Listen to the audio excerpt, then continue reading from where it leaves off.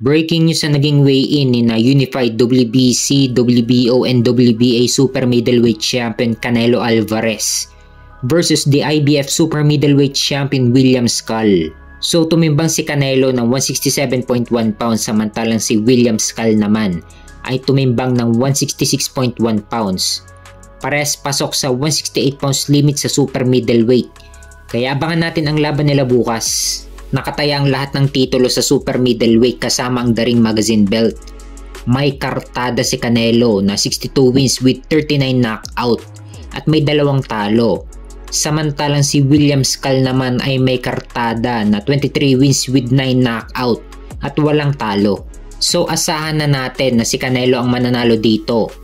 Ang tanong na lang kung anong round mananockout ni Canelo si William Skull. Kaya abangan natin ang laban nila bukas.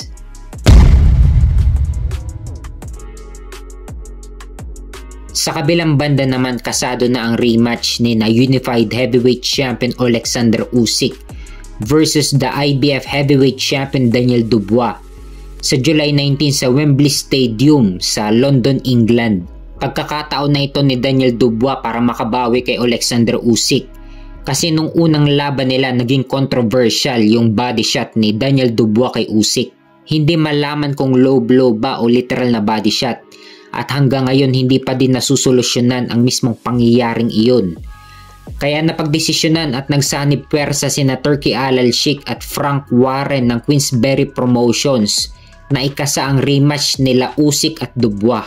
Kasi dito sa rematch nila, matutuldukan na ang nangyari nung unang laban nila. Kung low blow ba o literal na body shot. May kartada si Alexander Usyk na 23 wins with 14 knockout at walang talo.